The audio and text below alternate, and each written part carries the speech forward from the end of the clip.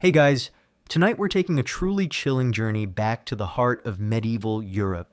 Not to the brutal chaos of open warfare, but to the seemingly more refined, yet profoundly dangerous, spectacle of the tournament. Forget the romanticized images of gleaming armor, colorful banners, and valiant knights gracefully unhorsing their opponents for the cheers of the crowd. You're about to discover the terrible and bloody reality of a medieval tournament. A grim existence defined by immense physical risk, crushing financial burdens, and brutal violence that often rivaled actual battle. This wasn't a harmless game.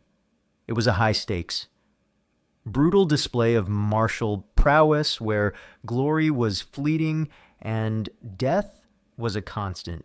Terrifying companion. Frankly, you probably wouldn't survive the first joust without a broken bone, let alone an entire tournament. So before you get comfortable, take a moment to like the video and subscribe, but only if you genuinely enjoy what I do here. Tell me, where in the world are you tuning in from, and what time is it for you right now? Dim the lights, maybe turn on a fan for that soft background hum, and let's ease into tonight's journey together. You find yourself suddenly standing on the dusty, packed earth of a tournament ground somewhere in 13th century France or England. The air is thick with the scent of horses, leather, sweat, and a pervasive undercurrent of excitement and tension. Grandstands, often wooden, packed with nobles, ladies, and commoners, rise around the lists, the enclosed area where jousts took place.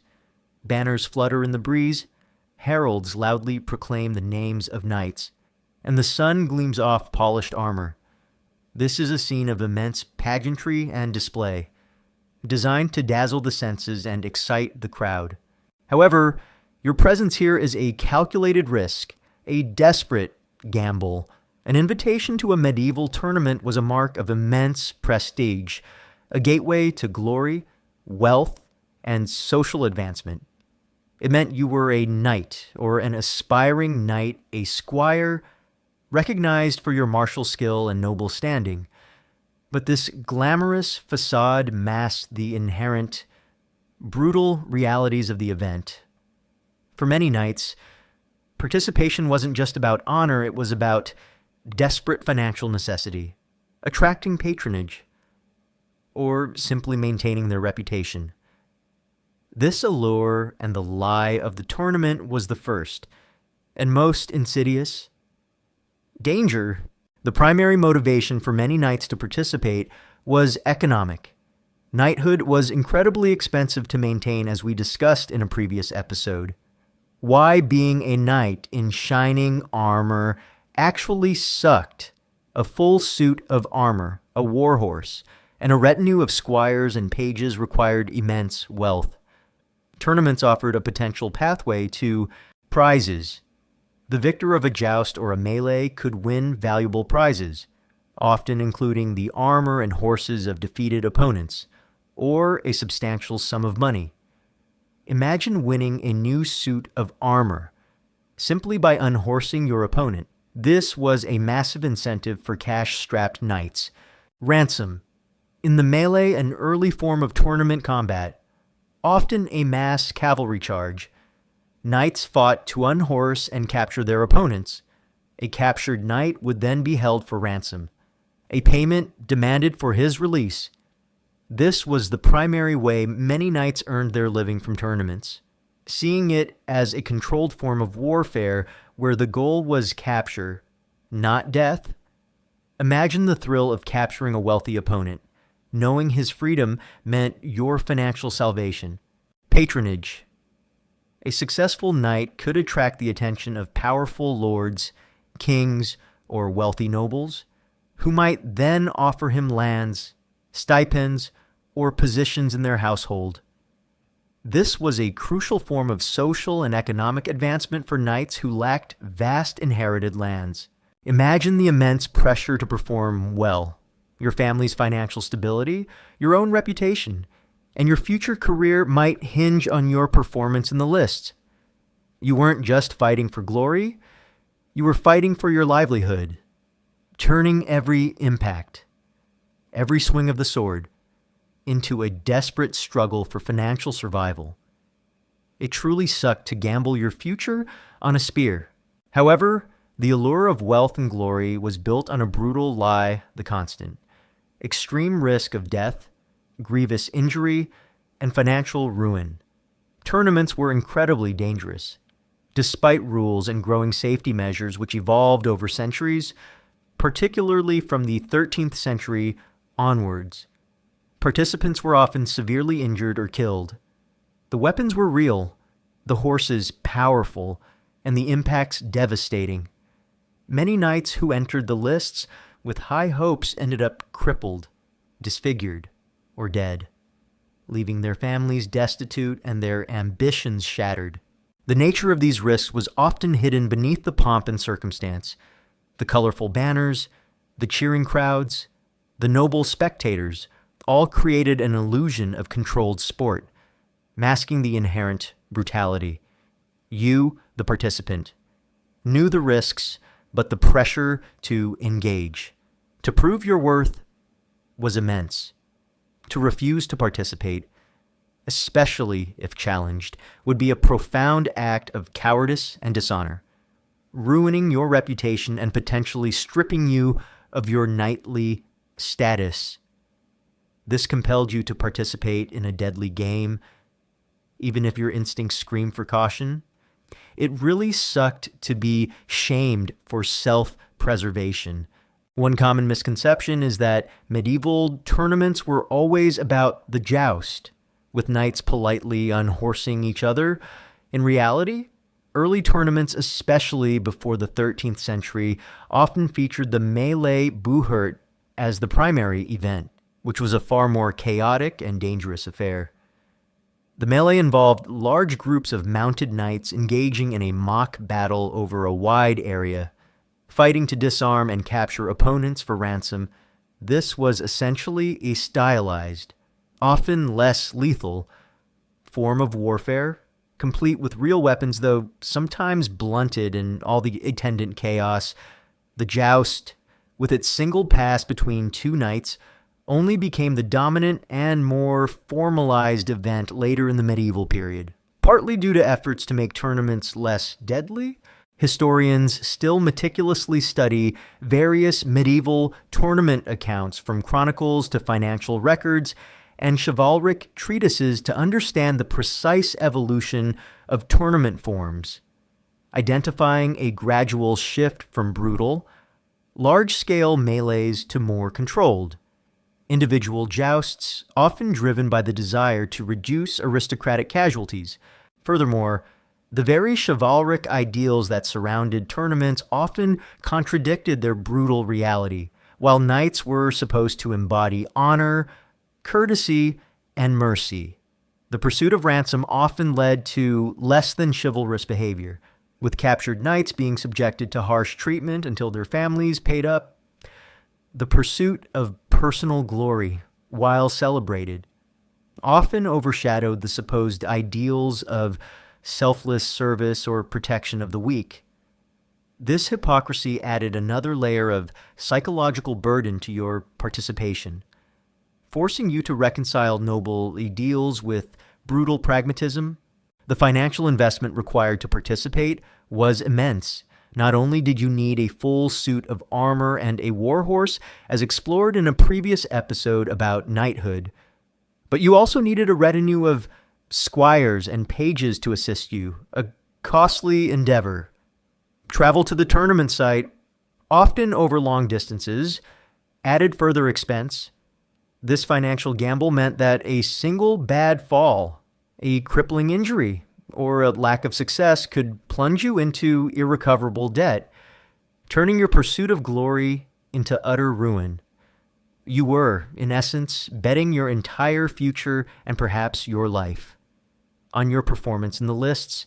So, your presence at a medieval tournament was far more than a grand spectacle. It was a desperate plunge into high-stakes danger, driven by immense financial pressure and a pervasive social expectation. This inherent risk.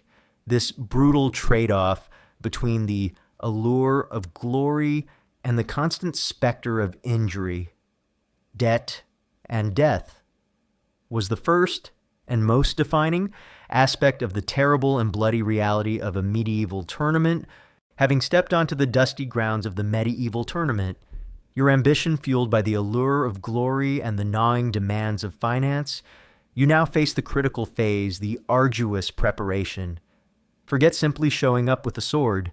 Equipping yourself and your warhorse for the lists was an immense financial and physical burden, making this aspect of the tournament profoundly terrible and bloody.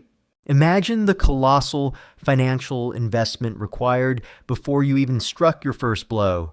Knighthood, as a profession, was notoriously expensive. Your entire fortune, or that of your family, was often tied up in the elaborate gear necessary to even participate in a tournament.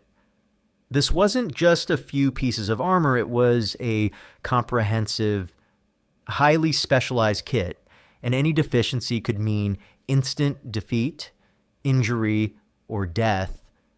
It truly sucked to be rich on paper, but poor in practice. Your most crucial, and perhaps most expensive, asset was your warhorse destrier. These were not common plow horses, they were massive, powerful, specially bred animals, trained for combat, capable of carrying immense weight and charging with terrifying force. A single destrier could cost the equivalent of several peasant farms, sometimes even more than your entire annual income as a lower-ranking knight. Imagine pouring your meager resources into acquiring and maintaining such a beast, knowing your very life depended on its strength and agility, its upkeep, specialized feed, constant grooming, stabling, and veterinary care was a continuous drain on your already strained finances if your horse was injured or killed. Replacing it was a catastrophic blow that could bankrupt you. It really sucked to finance a horse that cost more than your castle. Then came your armor, while full-plate armor, which became more common in later medieval periods. 14th to 15th centuries offered significant protection. It was astronomically expensive. A complete suit could cost more than a knight's annual revenue, sometimes equivalent to a small village. Earlier mail armor, hauberk, was also costly, requiring thousands of interlocked rings. Beyond the initial purchase, armor required constant maintenance polishing to prevent rust, repairs for dents and cracks, and replacement of leather straps and buckles.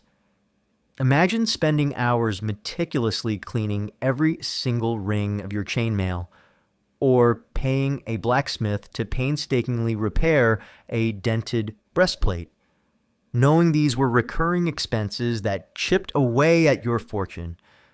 It truly sucked to literally wear your life savings. Your weapons were equally vital and costly. Your primary tournament weapon would be the lance, a long, heavy wooden spear designed to splinter upon impact, unhorsing your opponent. You wouldn't just have one. A knight would bring several lances to a tournament as they were designed to break. Then there was your sword longsword or arming sword, your dagger, and perhaps a mace or warhammer, all finely crafted pieces of steel requiring constant sharpening and maintenance. These weren't cheap tools. They were extensions of your fighting prowess, each costing a significant sum. Imagine needing to replace a shattered lance after every joust, or having to repair a damaged sword after a brutal melee. Beyond your personal gear, you were also expected to maintain a retinue. Even a modest knight would bring at least one, often two, squires and pages to assist him. These were not just servants. They were your crucial support team, responsible for dressing you in your armor, handling your horses, carrying spare weapons, and assisting you if you were unhorsed or wounded. You were responsible for feeding, clothing, and often paying these retainers, adding another layer of significant expense to your enterprise. Imagine having to support an entire mini household just to participate in a competition. It really sucked to literally pay people to watch you fight.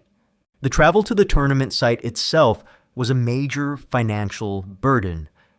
Tournaments were often held at major feudal centers or royal courts, requiring you to travel long distances, sometimes across entire kingdoms, with your horses, armor, and retinue. This involved expenses for food, lodging, and fodder along the way, draining your limited funds before you even entered the lists. The longer the journey, the greater the cost, further exacerbating your financial woes. This immense financial strain meant that many knights, particularly lower-ranking ones or those without vast inherited lands, lived in a state of noble poverty. They had the social prestige of knighthood, but often lacked the actual disposable income to live comfortably. They relied heavily on tournament winnings and patronage to make ends meet, turning every joust and melee into a high-stakes gamble for their very livelihood. Your desire for glory was inextricably tied to a desperate need for cash. One common misconception is that all medieval knights had endless funds due to their noble status. In reality, knighthood, particularly for those below the level of major lords, was a precarious profession. Many knights were constantly seeking patronage, marriage alliances, or opportunities for plunder through warfare or ransoming captured opponents to finance their expensive lifestyle and maintain their equipment. This constant financial pressure was a defining, often overlooked, aspect of their lives. Historians still meticulously study medieval household accounts, tournament prize lists, and land records to understand the precise economic realities of different ranks of knights, consistently finding evidence of widespread financial struggles. Furthermore, the very act of maintaining your image as a knight, a symbol of power, wealth, and martial prowess, forced you into these crushing expenses. You had to have the finest armor, the best horse, and a respectable retinue, not just for practical combat, but for social display. To appear impoverished or ill-equipped would diminish your standing and chances of attracting lucrative patronage. This constant need to project an image of wealth, even when you were deeply in debt, added another layer of profound psychological pressure and financial strain to your life. Your wealth was a performance, not a reality. The physical training to even manage this equipment was brutal. You spent years as a page and squire, enduring constant physical conditioning, not just to fight effectively, but to be able to simply wear the immense weight of your armor for hours and control a powerful warhorse. This preparation was as much about conditioning your body for the physical demands of your gear as it was about combat itself, adding to the layers of hardship before you even faced an opponent. So, your presence at a medieval tournament was not just about the allure of glory, it was a reflection of the arduous preparation that consumed your life. The immense financial burden of equipping yourself and your warhorse, coupled with the physical demands of training to simply bear this weight, made this aspect of the tournament profoundly terrible and bloody. Your pursuit of martial glory was inextricably linked to a relentless, soul-crushing cycle of expense and personal strain. Long before you ever entered the lists, having meticulously prepared yourself and your formidable warhorse for the tournament, your actual entry into the lists would plunge you into the heart of its most chaotic and brutal spectacle, the melee boohurt. Forget the elegant. One-on-one duels. Early medieval tournaments were often massive, indiscriminate brawls, turning the contest into a terrifying, unorganized free-for-all designed to disarm, unhorse, and capture, making it a profoundly terrible and bloody reality. Imagine the scene in the wide open tournament field. You are not facing a single opponent across a tilt barrier. Instead, you are one knight among dozens, sometimes hundreds, of mounted warriors, all clad in heavy armor, arrayed in two opposing teams. The air crackles with tension, filled with the neighing of war horses, the nervous shouts of squires, and the guttural roars of the assembled knights. Then the trumpets blare, the signal is given, and the two massive bodies of mounted men begin their terrifying charge towards each other. It truly sucked to be part of a medieval mosh pit. The melee, or buhurt, was essentially a mock battle, a large-scale cavalry engagement designed to simulate real warfare. Unlike the later, more formalized jousts, the goal was not necessarily to break lances or unhorse elegantly. Instead, knights fought to disarm, unhorse, and capture their opponents for ransom. This meant the combat was incredibly fluid, chaotic, and often far less chivalrous than romantic legends suggest. As the two masses of heavily armored horsemen collided, the impact would be deafening. The initial clash of lances, the splintering of wood, the screams of horses and men, all would merge into a terrifying cacophony. If your lance struck true, you might unhorse your opponent, sending him crashing to the ground in a tangle of armor and horseflesh. If it missed, or if your lance shattered, you would immediately draw your sword, your mace, or your warhammer, plunging into the swirling chaos of the fight. It really sucked to be hit by a medieval sledgehammer. The combat was visceral and indiscriminate. You wouldn't just be fighting one opponent, you'd be surrounded. Knights would hack and slash with swords, batter with maces, and thrust with daggers. The ground would quickly become churned earth, slick with sweat, mud, and blood. The objective was to disable your opponent, to knock him from his horse, or to damage his armor enough to force his surrender. This often meant aiming for weak points in the armor, or simply striking with brute force, hoping to incapacitate your foe. The risk of injury was immense. Despite the armor, heavy blows from maces and warhammers could crush bones, cause severe concussions even through helmets, and led to debilitating internal injuries. Swords could find gaps in the armor, inflicting deep cuts that would bleed profusely. Lances, if they struck a knight's body directly, could impale or cause massive blunt force trauma. Many knights suffered from broken limbs, fractured skulls, concussions, and severe internal bleeding. These were not minor bruises, these were life-altering, potentially fatal injuries. It truly sucked to get a concussion for fun. One particularly brutal aspect of the melee was the danger of being unhorsed. If your horse stumbled, was brought down by an opponent, or simply refused to charge, you, in your heavy armor, would be unceremoniously dumped onto the ground.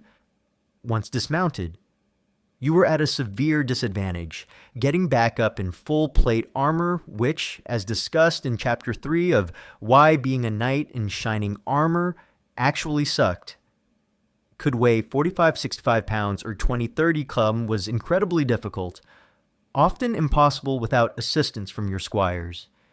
You would be a helpless, overturned tortoise, vulnerable to foot soldiers, squires, or even other knights who might finish you off with a dagger through an armor joint, or simply trample you in the chaos. Many knights were killed or severely injured after being unhorsed in melees. The chaos of the melee often meant that rules of chivalry, while theoretically present, were frequently disregarded, while the official goal was capture for ransom, not death. In the heat of a mass brawl, with adrenaline surging and visibility limited, knights might accidentally or intentionally inflict lethal blows. The concept of taking prisoners could become a free-for-all. With multiple knights trying to capture a single dismounted opponent, this made the melee far less honorable and far more brutal than later, more formalized jousts.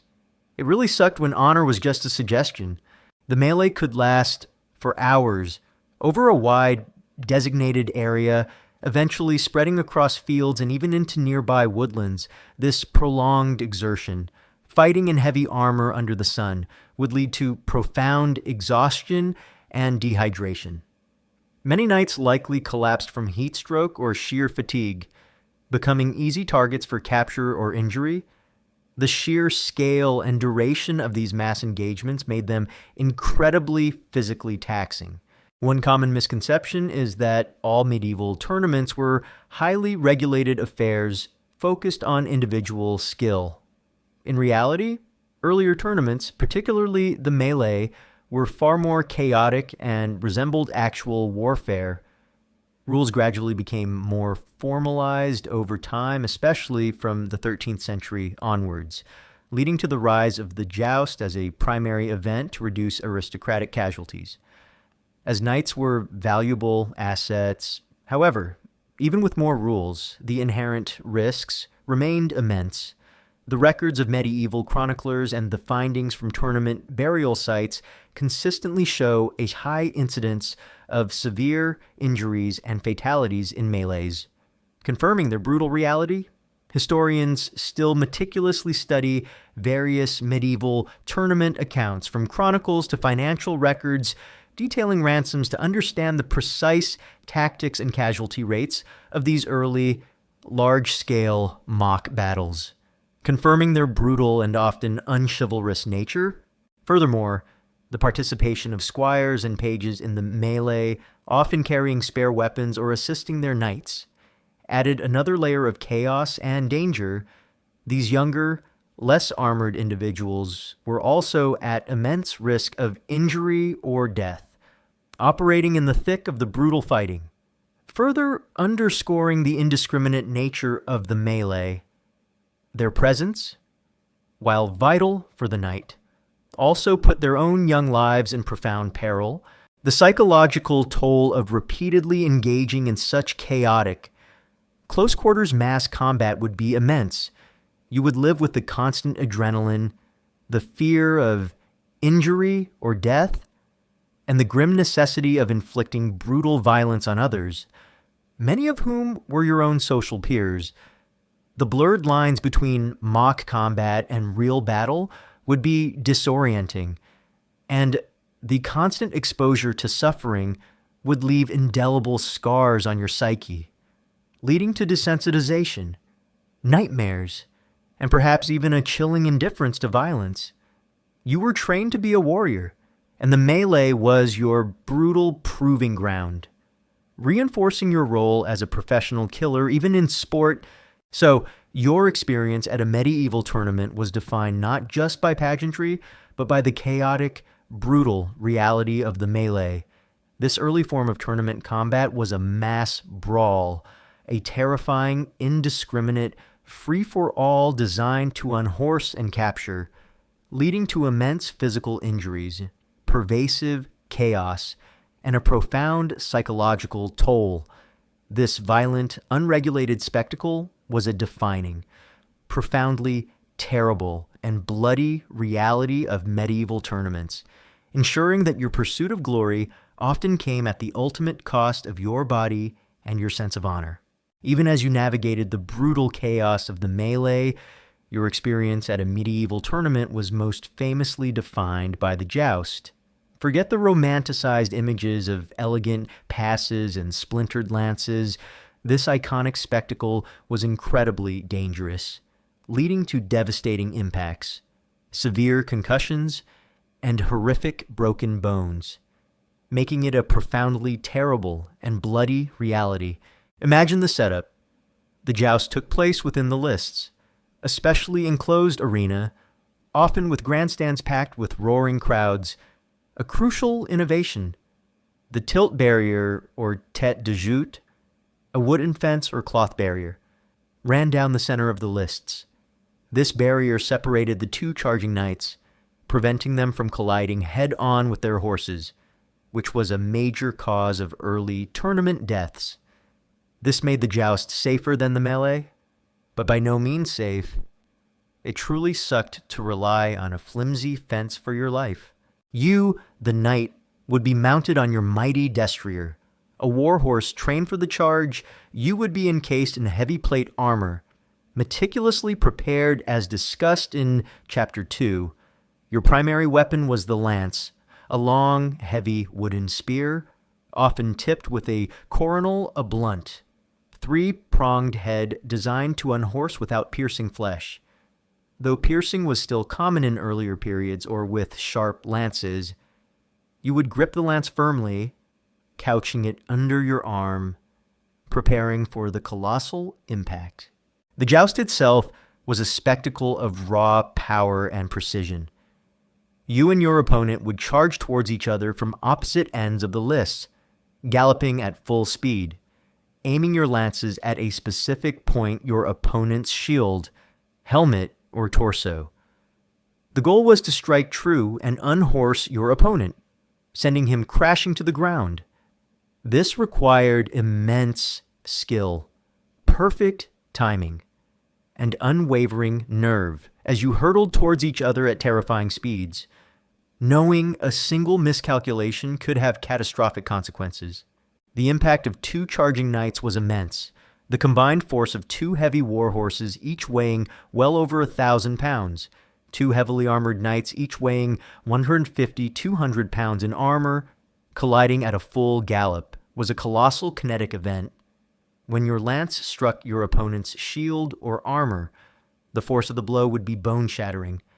Even with a blunt coronal, the sheer concussive force could cause severe injuries. You would feel the immense shock reverberate through your entire body, rattling your teeth and slamming your brain against your skull. It truly sucked to be a human battering ram. Injuries were common, and often horrifying: concussions and brain damage. A direct hit to the helmet, even if it didn't pierce, could cause massive concussions. Knights would frequently be knocked unconscious, suffer from severe headaches, dizziness, memory loss, and in the long term, repetitive brain trauma could lead to permanent neurological damage, akin to modern CTE. Imagine being knocked senseless, your vision blurring, your head pounding, only to be dragged away from the lists, your career potentially ended by a single, unseen blow. Broken bones. Lances could shatter, sending splinters flying, or transmit immense force that broke bones, ribs, collarbones, arms, and legs were common sites of fracture. Imagine the agonizing pain of a compound fracture, your bones protruding through your skin, knowing that medieval medicine, as discussed in Chapter 6 of Why Being a Knight in Shining Armor actually sucked, offered little relief or effective treatment. Internal bleeding. Blunt force trauma from a lance or the impact of falling could cause severe internal bleeding, leading to agonizing pain, swelling, and often death days or weeks later. Without any external signs of mortal injury, impaled wounds. In earlier periods, or if sharp lances were used or if a blunt lance broke dangerously, a knight could be impaled by a splintered shaft, leading to horrifying piercing wounds to the torso or limbs, often resulting in death or severe infection. Being trampled. If you were unhorsed, you risked being trampled by your own horse, your opponent's horse, or by other knights and squires in the chaos of the lists. In heavy armor, you were essentially a helpless, overturned tortoise, vulnerable to crushing injuries from hooves. It really sucked to be hit by a horse. The purpose of the joust, beyond entertainment, was to showcase individual skill, courage, and horsemanship. A knight who could consistently unhorse his opponents demonstrated his martial prowess, enhancing his reputation and increasing his chances of attracting valuable patronage or lucrative ransom opportunities. However, this pursuit of glory was always overshadowed by the terrifying physical cost. Every splintered lance, every crash to the ground, was a visceral reminder of the constant dance with debilitating injury or death. One common misconception is that jousting was a relatively safe sport. especially in later periods with more protective armor. While plate armor significantly reduced fatalities compared to earlier periods or the melee, it did not eliminate injury. Instead, it shifted the nature of the injuries from cuts and slashes to concussions, broken bones from blunt force trauma, and severe internal damage due to the immense impact forces. The very sophistication of the armor allowed for more powerful and dangerous charges, increasing the concussive force. Historians still meticulously study archaeological findings from medieval tournament, burial sites, and medical treatises of the period, which reveal a high incidence of broken bones and head trauma among knights, confirming the brutal reality of jousting. Furthermore, the horses themselves were at immense risk. War horses, invaluable and highly trained, were often injured or killed in the joust, leading to significant financial loss for the knight. A horse stumbling, or being hit by a lance or flying debris, could also send the knight crashing to the ground, increasing his own risk of severe injury.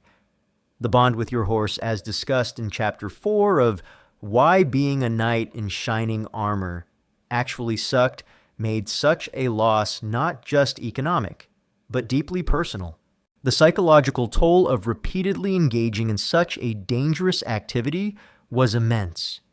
You would ride into the lists, knowing that at any moment a direct hit could end your career or your life. The anticipation of the impact, the sheer physical terror of the charge, and the sight of your comrades falling would create a pervasive sense of anxiety and a hardened indifference to pain. You were literally betting your body on every pass, in front of a cheering, bloodthirsty crowd. The allure of the joust was undeniable, drawing the best knights from across Europe. But for you, the participant, it was a terrifying crucible of impact and pain, where the glory was fleeting and the injuries were permanent. Your body became a weapon, and also the victim, in a brutal dance of chivalry and violence. So your experience at a medieval tournament was defined by the terrifying reality of the joust, this iconic spectacle, a brutal collision of horse, armor, and human will, led to immense concussive forces, shattered bones, and devastating brain injuries.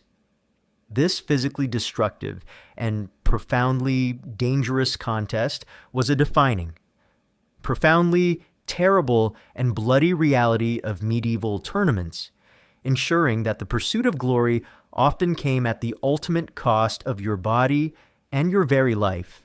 Even as you faced the bone-shattering impacts of the joust and the brutal chaos of the melee, your physical torment at a medieval tournament was far from over. The inevitable consequence of such violent spectacles was a terrifying array of wounds and often death, complicated by primitive medical care that turned agony into slow infection and financial ruin. This grim reality made your pursuit of glory profoundly terrible and bloody.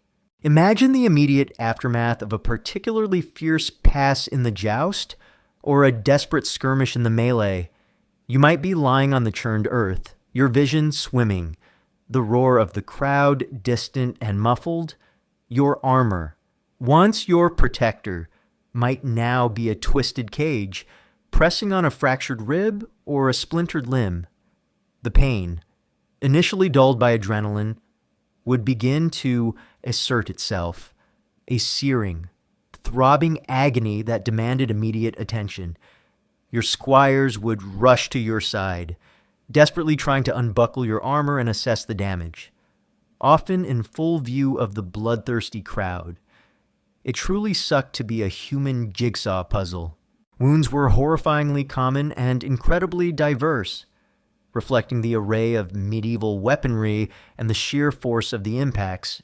Concussions and head trauma, a direct blow to the helmet, even if it didn't penetrate, could cause a severe concussion, knocking you unconscious or leaving you with a throbbing headache, dizziness, and long-term neurological damage. Repeated concussions from jousting were a silent killer, slowly eroding a knight's cognitive function and leading to chronic pain and disorientation. A medieval form of what we now call CTE, broken bones, lances shattered, sending splinters flying, or delivered blunt force trauma that caused agonizing fractures ribs, collarbones, arms, legs, and even skulls were common sites of breaks. Imagine the excruciating pain of a compound fracture, your bones protruding through your skin. Knowing that proper medical care was rudimentary at best, internal injuries, the immense concussive force of a lance impact could cause severe internal bleeding or organ damage. Even if the skin was unbroken, these invisible injuries could lead to agonizing pain, swelling, and often a slow, agonizing death days or weeks later, with no external signs of a mortal wound, confounding medieval physicians, impaled and piercing wounds in earlier tournaments, or if sharp lances or swords were still permitted, a knight could be impaled by a splintered shaft or pierced by a blade through a joint in his armor. These deep, penetrating wounds would bleed profusely and carry an immense risk of infection to vital organs, lacerations, and gashes.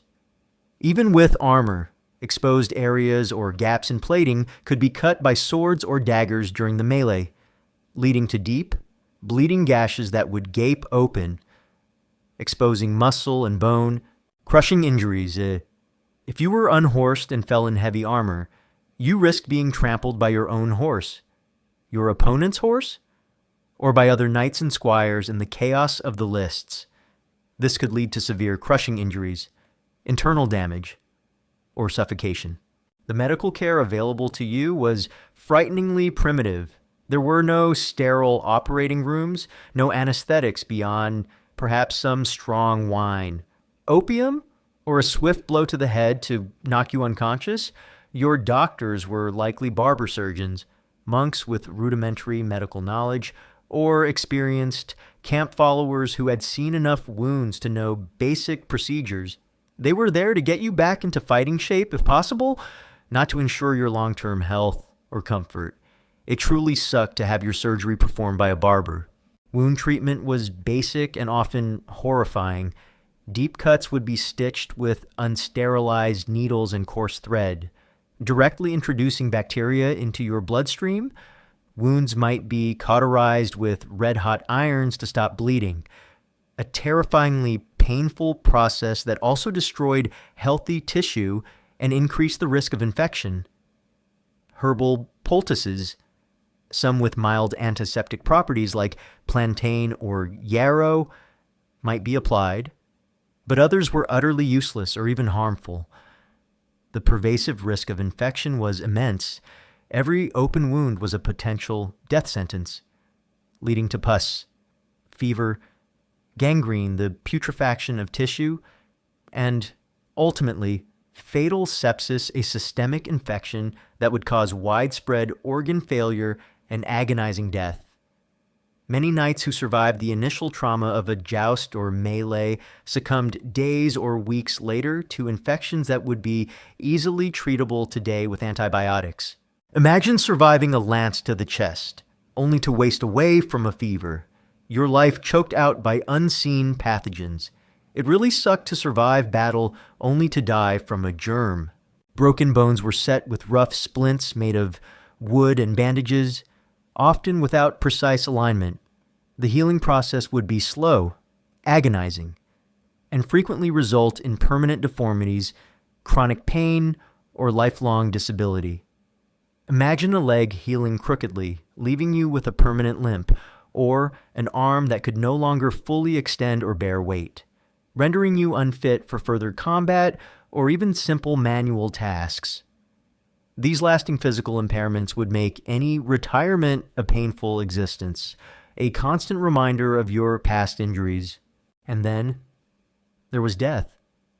Despite efforts to make tournaments less lethal, death was always a real, terrifying possibility.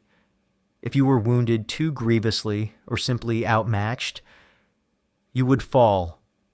Your opponent might deliver a final, fatal blow, especially if sharp weapons were permitted or used in the chaos, or you might die from your injuries hours or days later.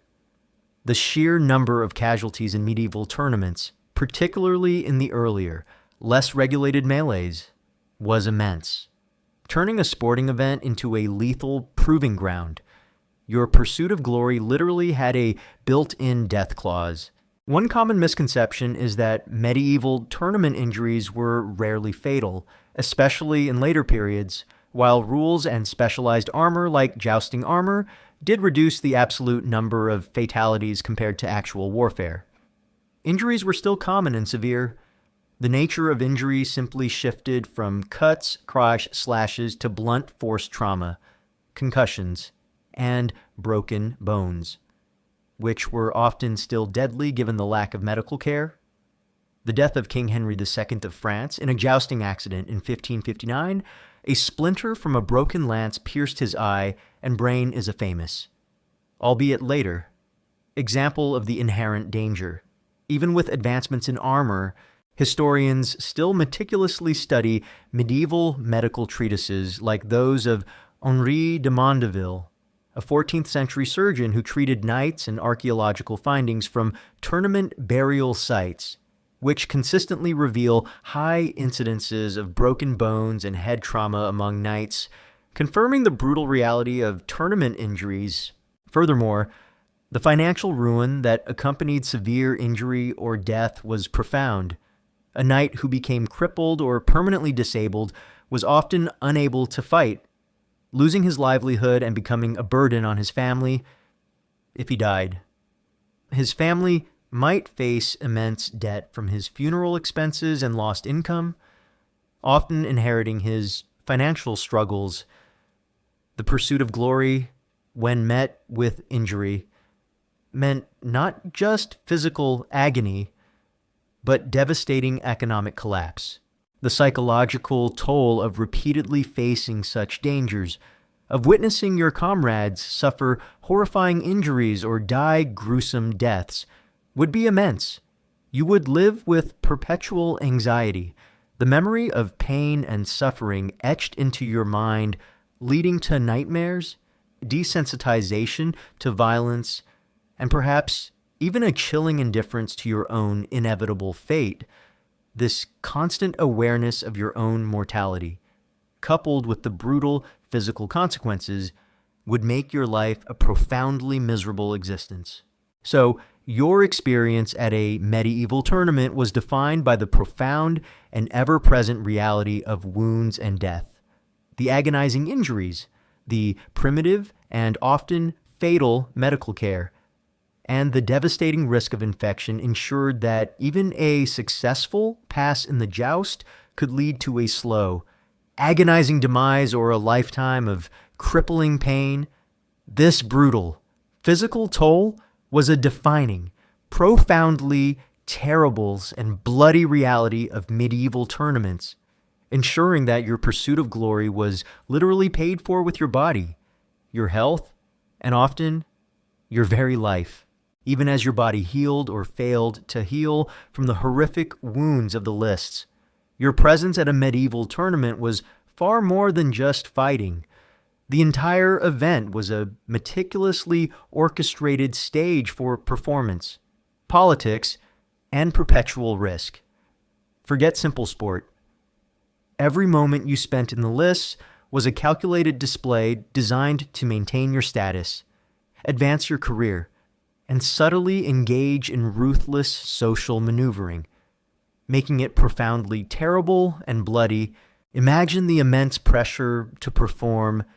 You, the knight, were a central figure in a grand spectacle, surrounded by thousands of spectators, from your lord and lady in their elaborate pavilions to foreign dignitaries and commoners jostling for a glimpse.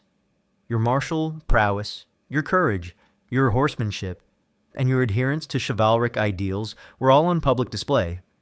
Every pass in the joust, every swing in the melee, every gesture you made was scrutinized. Your reputation, your future patronage, and your very livelihood hinged on your ability to put on a good show, to win gloriously, or at least to lose honorably. It truly sucked to be a medieval performing monkey. The lists themselves, the enclosed arena, were a carefully constructed stage. Banners of noble houses fluttered. Colorful pavilions housed the various knights and their retinues, and the ground was prepared for the horses. The heralds, with their booming voices, would dramatically announce your name, your lineage, and your achievements, building anticipation for your performance. This theatricality was central to the tournament's purpose, turning raw violence into a form of courtly entertainment and social theater beyond sheer performance. The tournament was a crucial arena for politics and social climbing. Powerful lords would host tournaments to display their wealth, their military might, and their generosity. Knights would participate not just for prizes, but to attract the attention of potential patrons, to form alliances with other powerful knights, or to subtly undermine rivals. A victory against a prominent knight could elevate your status dramatically. A defeat, especially an ignominious one, could ruin your reputation and prospects. Imagine constantly being aware that your every move, every victory, every defeat was being analyzed for its political implications, affecting your future position in the intricate web of feudal society. It really sucked to literally fight for your promotion. The presence of ladies in the stands added another layer of performance and political nuance. Knights would often dedicate their joust to a particular lady, hoping to win her favor, or more practically, to win the favor of her powerful male relatives who might become patrons or allies. The display of courage, skill, and chivalry was partly directed at these noble women whose approval could elevate a knight's social standing. The exchange of favors, such as a lady's scarf or veil to wear in the lists, symbolized this public devotion and hope for recognition. However, this political and social maneuvering came with perpetual risk. You were performing in a dangerous contest, and any injury or defeat could have devastating consequences, not just for your body, but for your reputation and your political ambitions. A crippling injury could end your career. An ignominious defeat could lead to ridicule, and a poor performance could cost you valuable patronage. The stakes were incredibly high, transforming every joust and melee into a high-pressure gamble, where physical danger was intertwined with social and political peril. One common misconception is that medieval tournaments were solely about individual contests of skill, while individual jousts became iconic. The overall tournament often included large-scale melees as discussed in Chapter 3, which were essentially mock battles, as well as various other equestrian and martial displays. The entire event was a complex, multifaceted spectacle designed to showcase the martial prowess of the nobility in a controlled, yet still highly dangerous, environment serving both entertainment and important social and political functions. Historians still meticulously study medieval tournament rolls, official records of participants and winners, chronicles detailing specific events, and chivalric literature to understand the precise blend of sport, social ritual, and political maneuvering that defined these complex events, revealing their multifaceted purpose beyond simple combat. Furthermore, the very rules of the tournament, while evolving towards greater safety, could also be manipulated for political ends. A corrupt marshal might favor one knight over another, subtly influencing the pairing of opponents or the interpretation of a foul. A rival might attempt to sabotage your equipment or your horse, leading to an accident that would eliminate you from the competition. The pursuit of glory and political advantage often extended beyond the formal rules of engagement, turning the lists into a subtle battlefield of sabotage and deception. The financial implications of performance were also immense. A victory could mean valuable prizes, including the defeated knight's armor and horse, ransoms from captured opponents, and renewed patronage. A defeat, especially a costly one involving severe injury or the loss of expensive equipment, could plunge you into irrecoverable debt, ruining your career and your family's finances. This constant pressure to win, to perform flawlessly, was driven by both honor and desperate economic necessity. You were literally fighting for your livelihood, turning every contest into a high-stakes gamble.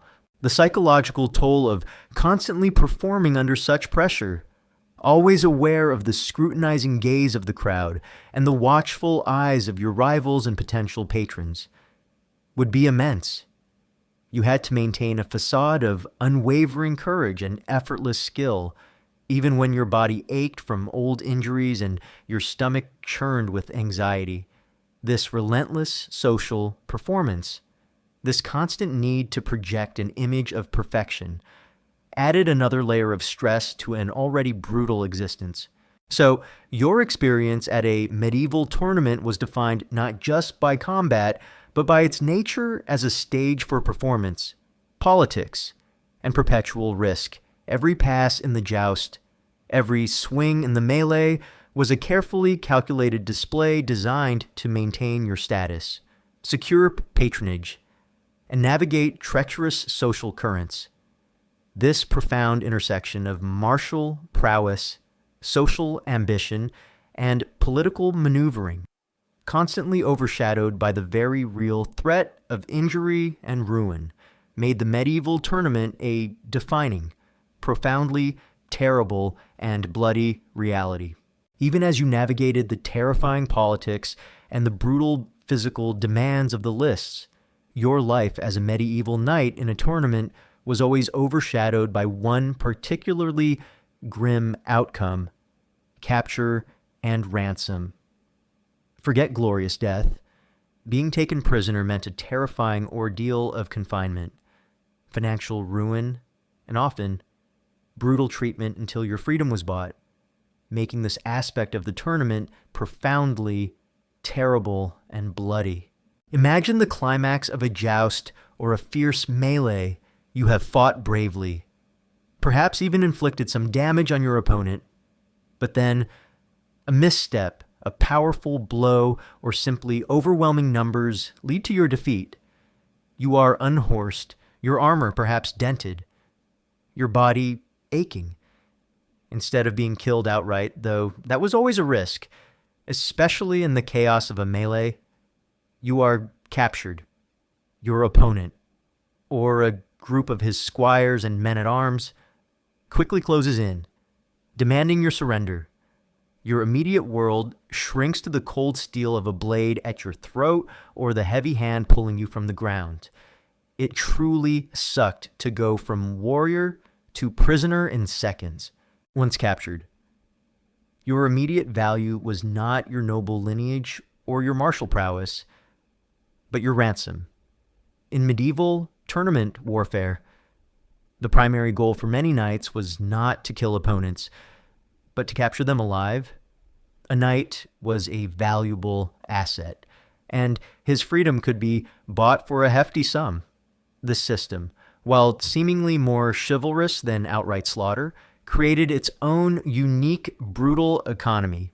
Your captor, who might be a knight of equal or even lower status, now held your life and your future in his hands. Viewing you as a walking, breathing bank account, your immediate experience as a prisoner would be far from comfortable. You would be disarmed, stripped of your valuable armor, which was part of the prize, or often confiscated by your captor, and likely taken from the tournament grounds to a nearby castle or encampment. You might be held in a simple tent, a damp storeroom, or even a basic dungeon cell, often shackled to prevent escape. Your treatment would vary wildly depending on your captor's temperament and your perceived value.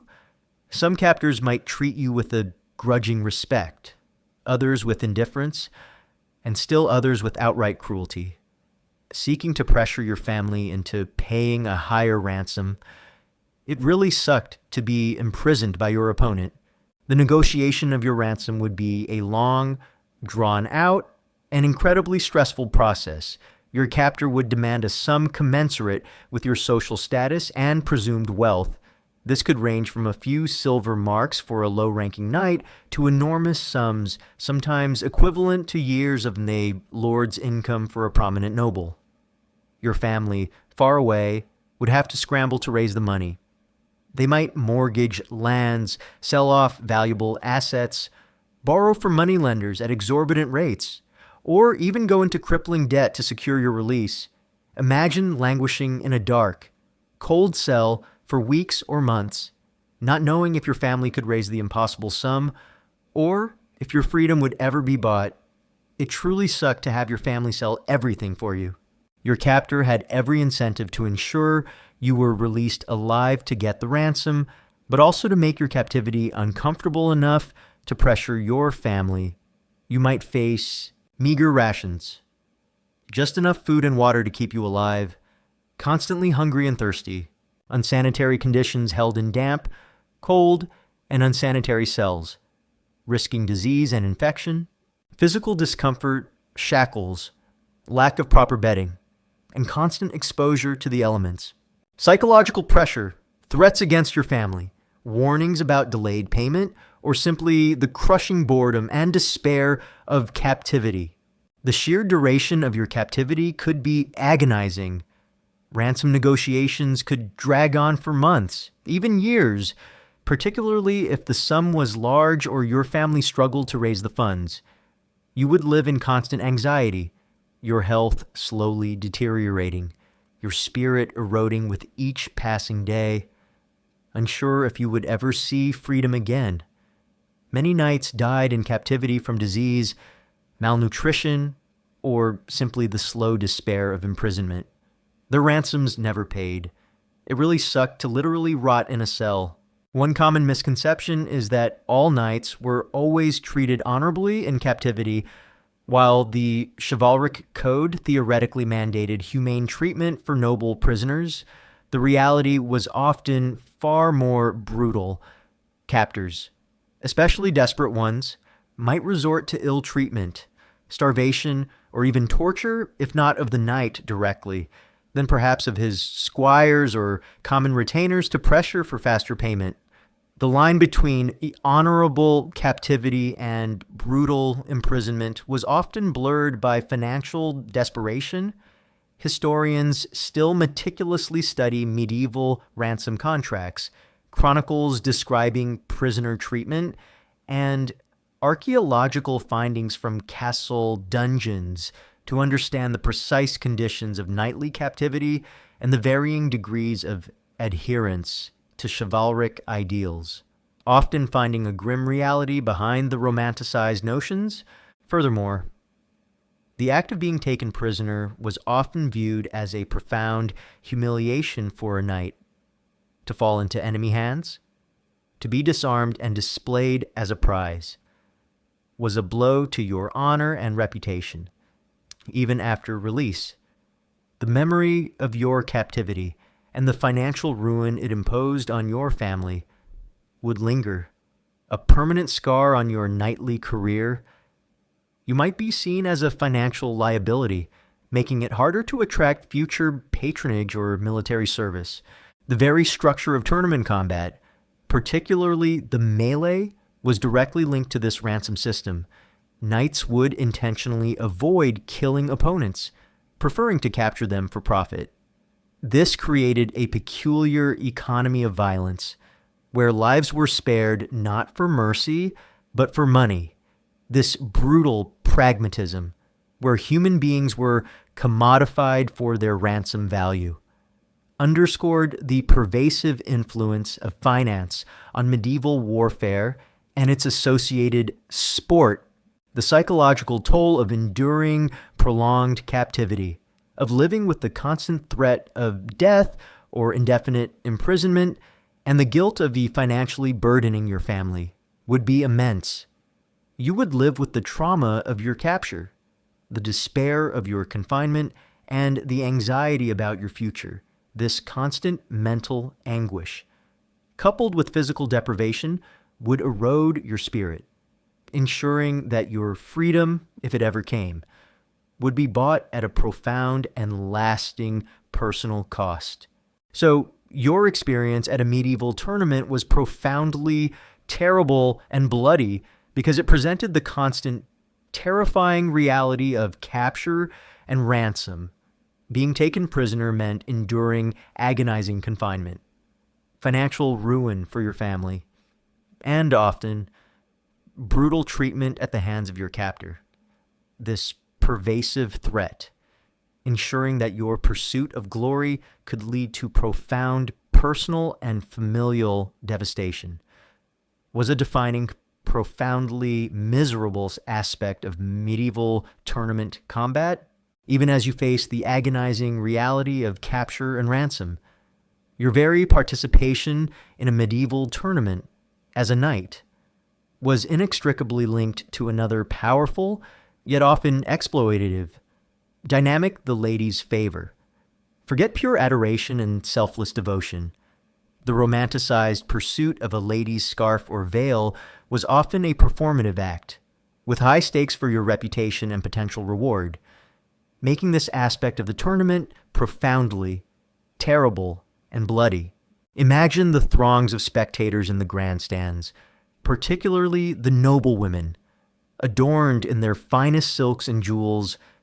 As a knight, you were expected to perform not just for your own glory or your lord's honor, but also to win the favor of a specific lady. This was a central tenet of courtly love, a chivalric ideal that blossomed in medieval literature and aristocratic courts. You might publicly declare your devotion to a particular noblewoman, wearing her colors, a scarf, a veil, a sleeve into the lists, or dedicating your jousts and blows to her honor. It truly sucked to have your love life be a public performance. This public display of devotion was rarely about genuine, romantic love in the modern sense, especially if the lady was married to a powerful lord. Instead, it was a highly stylized and performative act, a social game played by the rules of chivalry. Winning a lady's favor could bring immense social benefits. Enhanced reputation. To be seen as a valiant knight striving for a lady's approval elevated your social standing and demonstrated your adherence to chivalric ideals. Patronage. The lady's powerful male relatives, her husband, father, or brothers, might take notice of your prowess and dedication, potentially offering you lucrative service, lands, or advancement in their retinue. Her favor could be a subtle, yet effective, form of networking. Prizes and rewards. Sometimes, the lady, or more likely, her husband or father, would award specific prizes or special recognition to knights who performed exceptionally well in her name. Social connections. It could open doors to higher social circles, allowing you access to banquets, courtly gatherings, and other elite events where further opportunities might arise.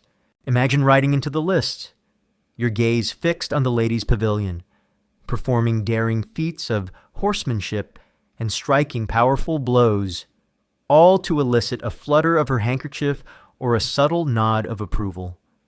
Every movement was carefully calculated, every act of courage designed to catch her eye and, through her, the attention of her powerful male kin.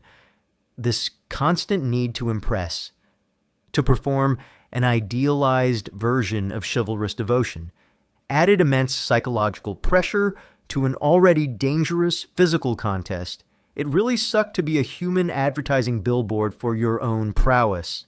However, the pursuit of a lady's favor was often an exploitative dynamic for the lady. Her favor was a passive form of influence, allowing her to bestow prestige without directly engaging in the masculine world of combat or politics. For the knight, his devotion was a means to an end, a way to gain social capital and economic advantage. The emotional reality was secondary to the social and financial calculus. True personal connection was rare, overshadowed by the transactional nature of the exchange. The very public nature of this devotion also carried significant risks for both the knight and the lady, if the knight was perceived to be too overtly enamored, or if the lady was seen as encouraging undue attention. It could lead to scandal, accusations of adultery for the married lady, or even violent retribution from an offended husband or father. For the knight, it could mean losing patronage, being shunned from court, or facing a duel over a perceived slight to the lady's or her husband's honor. This delicate balance between admiration and transgression made every interaction a precarious dance, constantly risking severe personal consequences. It really sucked to risk your life for a scarf. One common misconception is that the concept of courtly love always involved a direct, passionate, and physically consummated romantic relationship between a knight and a lady. In reality, courtly love, fin amour, as depicted in medieval literature, like the tales of King Arthur or the troubadour poetry, was often a highly stylized, idealized, and largely platonic or unconsummated form of admiration, particularly between a knight and a married noblewoman. It was a literary convention, a game of refined affection and devotion that rarely involved actual adultery, precisely because the social and legal consequences of actual adultery were so severe. While it influenced real-world behavior, the strict rules of courtly love were often designed to manage and channel powerful emotions into socially acceptable, non-threatening displays. Historians still meticulously study medieval romances, conduct manuals, and legal records to understand the precise relationship between the idealized concept of courtly love and the practical realities of aristocratic society, often finding a significant gap between the literary ideal and daily practice. Furthermore, the lady's favor, while desired, offered no direct protection from the physical dangers of the lists. Her cheers, her scarf, her presence in the stands, none of these could deflect a shattering lance blow or prevent a broken bone. You performed your brutal feats of arms for her, endured agonizing pain, and risked your life. Yet her reward was entirely at her discretion and often limited to symbolic gestures. This one-sided nature of the exchange, where your suffering was rewarded with a token of affection, made the entire pursuit inherently exploitative. The psychological toll of constantly performing for a lady's favor, of maintaining an idealized image of chivalrous devotion, even when your body was aching and your spirit was weary, would be immense. You would live with the anxiety of being judged, the pressure to appear flawless, and the knowledge that your reputation hinged not just on your combat skills, but on your ability to play a complex social game. This relentless performance, this constant pursuit of external validation, would chip away at your authenticity, leaving you feeling emotionally drained and perhaps cynical about the very ideals you were meant to embody. The very concept of a favor, a token given to the knight, also highlighted the power dynamic. The lady bestowed favor, the knight sought it. This emphasized her elevated, almost detached, position in the social and emotional transaction, while you, the knight, were the active, struggling participant in the dangerous pursuit. Your honor was gained by her grace, a subtle but pervasive form of control over your actions. So, your experience at a medieval tournament was profoundly terrible, and bloody because it demanded a relentless pursuit of the lady's favor, an often exploitative dynamic where romanticized adoration was a performative act with high social and financial stakes. This constant need to impress, to engage in complex social maneuvering, and to risk your life for symbolic recognition ensured that the pursuit of a lady's approval was a defining, profoundly miserable aspect of your participation in medieval tournament combat, even as you played the dangerous game of a lady's favor and braved the brutality of the lists.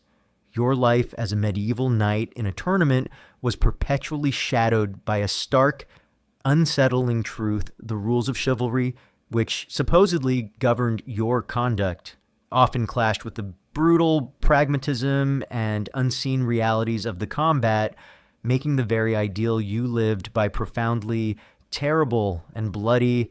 Imagine the ideals instilled in you since boyhood chivalry. You were taught to be courteous, honorable, to fight fairly, to show mercy to a vanquished foe, and to protect the innocent. These principles, often reinforced by religious teachings and courtly literature, were the moral compass of knighthood. You believed in them, strove to embody them, and expected others to do the same. But the reality of a medieval tournament, driven by greed and violence, frequently shattered these illusions. It truly sucked when your ideals were just a pretty lie. Honor versus ransom. The most immediate clash was between chivalric honor and financial necessity. While the rules of tournaments, especially the melee, dictated that knights should be captured for ransom, not killed. The actual process of capture could be far from honorable. Knights might gang up on a single opponent, disarm him brutally, or even injure him severely to ensure his surrender once captured. Some captors might treat their prisoners harshly, denying them food or proper care, to pressure their families into paying a quicker, higher ransom. The ideal of showing mercy to a fallen foe often gave way to the pragmatic need for payment. Your code said to be honorable, but your wallet demanded ruthlessness. It really sucked to be honorable but broke. Courtesy versus competition. The tournament was a fierce competition for glory and wealth, while knights were expected to exchange polite greetings before a joust. Once the charge began, courtesy vanished in the pursuit of victory. Knights would aim for the most vulnerable points in armor, or deliberately try to unhorse their opponent with maximum force, even if it meant risking crippling injury. The desire to win, to impress the crowd and potential patrons, often trumped any notion of gentle sport or friendly rivalry. The line between competitive drive and brutal aggression was constantly blurred. Fair play versus unseen brutality. While later tournaments introduced barriers like the tilt and sometimes blunted weapons, the combat remained incredibly dangerous. Beyond the rules, there were always unseen brutal realities. Dirty fighting in the chaos of the melee, or when a knight was unhorsed. Less scrupulous combatants might resort to kicking, clubbing, or using daggers through armor joints, acts that were unchivalrous but highly effective. Sabotage, though rarely proven. The possibility of rivals sabotaging armor, weapons, or even horses to gain an unfair advantage was a constant, unspoken fear, turning the preparation itself into a game of suspicion, ignoring distress in the heat of the moment. A knight might ignore a defeated opponent's signal of surrender or intentionally trample a fallen foe, actions that directly contradicted the code of mercy but were hard to police in the chaos. The hypocrisy of the system was a constant psychological burden. You were expected to embody the noble ideals of chivalry, to be a paragon of virtue, yet you constantly witnessed and perhaps participated in acts that directly contradicted those very principles. This internal conflict, This dissonance between the ideal and the reality could erode your sense of integrity and leave you with a profound sense of moral ambiguity. You lived a lie constantly. It really sucked to be a hypocrite for a living. One common misconception is that all medieval knights strictly adhered to a universal, unchanging code of chivalry. In reality, chivalry was a fluid and often aspirational concept, evolving over centuries and interpreted differently by various knights, regions, and religious orders. It was a set of ideals that constantly struggled against the brutal realities of feudal politics, economic necessity, and the inherent violence of medieval life. The very debates and criticisms of unchivalrous behavior by medieval chroniclers indicate that the ideal was often not met in practice. Historians still meticulously study various chivalric codes, those by Ramon Llull or Geoffroy de Charny, and contrast them with actual historical accounts of knightly conduct in tournaments and warfare, revealing a complex picture where the ideal often clashed with pragmatic necessity and human fallibility. Furthermore, the Church's condemnation of tournaments added another layer of moral complexity. For centuries, the Church viewed tournaments with suspicion, often condemning them due to the violence, deaths, and general debauchery they entailed. Popes issued decrees forbidding them, and knights who participated might be excommunicated. This meant that your pursuit of glory, while celebrated by secular society, was often frowned upon by the very religious authority you were sworn to protect. This added a spiritual burden to your already morally ambiguous profession, forcing you to choose between earthly glory and divine favor. The training itself often focused on ruthless efficiency rather than pure chivalric grace. While you learned the elegant movements of the joust, you also learned how to deliver devastating blows in the melee, how to exploit an opponent's weakness, and how to capture him for profit. The pragmatism of survival and financial gain often outweighed the niceties of courtly combat, leaving you with skills that were effective but perhaps morally conflicted. The psychological toll of constantly reconciling these contradictions was immense. You were trained for honor, but practiced ruthlessness. You swore to defend, but often inflicted pain for profit. This constant internal battle would lead to cynicism, self-loathing, or a profound sense of disillusionment with the very ideals that defined your life. Your soul, not just your body, was a battlefield. So, your experience at a medieval tournament was profoundly terrible and bloody, because the rules of chivalry that defined your noble calling often clashed with the brutal pragmatism of the combat itself, the pursuit of ransom, the fierce competition, and the unseen realities of violence turned the ideal of honorable combat into a cynical, hypocritical display. This pervasive moral ambiguity, ensuring that your glory was always tainted by your practical brutality, was a defining, profoundly miserable aspect of medieval tournament combat. You've battled through the terrifying preparations, endured the brutal chaos of the melee, faced the bone-shattering impacts of the joust, suffered horrifying wounds and the agony of medieval medicine, navigated the treacherous politics of the lists, and even survived the grim reality of capture and ransom, all while wrestling with the hypocrisy of chivalry. As the phantom sounds of trumpets fade and the imagined scent of horse and blood finally dissipates, a profound, lingering truth settles upon you. A medieval tournament, far from being a purely glorious event, was a terrible and bloody reality, a gilded cage of pain, greed, and ultimately, grim endings. Consider the fundamental paradox that defined every aspect of your participation. You entered the lists seeking honor, glory, and wealth. embodying the ideals of chivalry. Yet, the very pursuit of these aspirations condemned you to immense physical suffering. Your body endured relentless impacts, shattering bones, internal bleeding, and concussions, all without modern medical recourse. The armor, though a symbol of your status, became a stifling oven and a heavy burden. Your pursuit of honor often meant enduring horrifying physical trauma, a brutal contradiction that underscored the true cost of your ambition. It truly sucked to risk everything for a few fleeting moments of glory. Then there's the pervasive, unacknowledged greed and exploitation. While presented as a chivalrous sport, tournaments were deeply intertwined with financial necessity.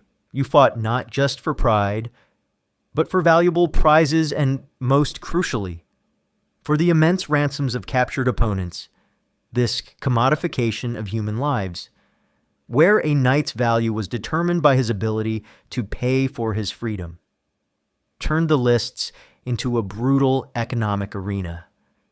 Your efforts to maintain your noble status often forced you into ruthless financial maneuvering, making the pursuit of chivalry a deeply cynical endeavor, where even honor had a price tag.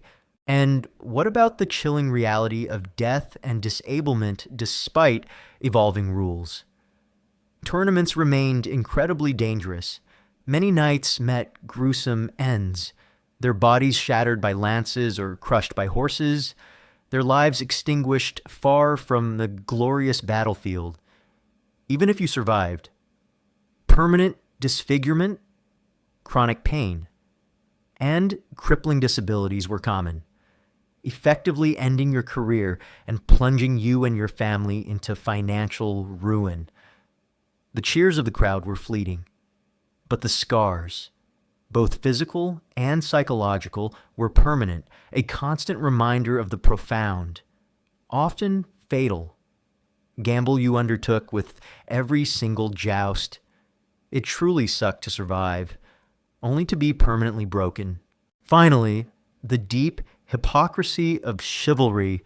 You were expected to embody ideals of courtesy, mercy, and fair play, yet the realities of combat often forced you into unchivalrous acts like ganging up on opponents or treating prisoners harshly to secure ransom. The very system that celebrated your nobility often pushed you to compromise your principles for survival or financial gain. This constant internal conflict, this dissonance between the ideal and the grim reality, made your role both noble in theory and profoundly morally ambiguous in practice, eroding your sense of self and leaving you with a lingering cynicism. The legacy of medieval tournaments, while often romanticized in popular culture, is one that historians increasingly interpret through the lens of their brutal realities. They were complex events, serving as military training, social networking, and public entertainment, but always with a high human cost.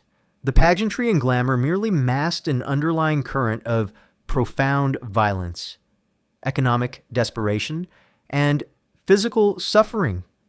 Your presence in the lists, therefore, made you part of a grand spectacle that was ultimately a testament to the harsh, unforgiving nature of medieval life and warfare. One particularly poignant and often overlooked detail is the role of the burial clubs or confraternities that some knights formed. These were mutual aid societies where knights would pool resources to ensure that if one of them died in a tournament, his family would be supported and he would receive a proper burial, often in a monastery. The very existence of such organizations highlights the pervasive dangers of tournaments and the financial insecurity faced by knights, underscoring that they actively prepared for death and ruin as an expected outcome of their profession. Despite the outward bravado, This grim pre-planning for their own demise offers a stark contrast to the romanticized ideals of effortless glory. Historians still meticulously study the records of these early medieval insurance schemes to understand the precise mortality rates and economic risks associated with tournament participation. Ultimately, your experience at a medieval tournament was a defining, profoundly terrible and bloody reality. It was a grand spectacle, yes, but one that consumed bodies, shattered lives, and drained fortunes. The allure of glory was undeniable, but it came at an exorbitant price, relentless physical pain, profound financial strain, constant psychological pressure, and the ever-present threat of an early, often gruesome death. The shining armor hid a life of intense suffering, ensuring that your participation in this medieval sport was a true endurance test, leaving you with a legacy forged in blood, pain, and the stark truth that glory often comes with a very heavy, brutal cost. As you now drift into a deep, comforting sleep, let the distant clamor of the lists and the imagined agony of splintered lances finally subside. You are safe, in your own time, far removed from the brutal realities of a medieval tournament. May your dreams be peaceful, filled with the quiet certainty of safety, the warmth of comfort, and the profound freedom to live a life not defined by such a terrifying, bloody gamble. A stark contrast to the terrible truth we've explored tonight. And now, good night and have sweet dreams.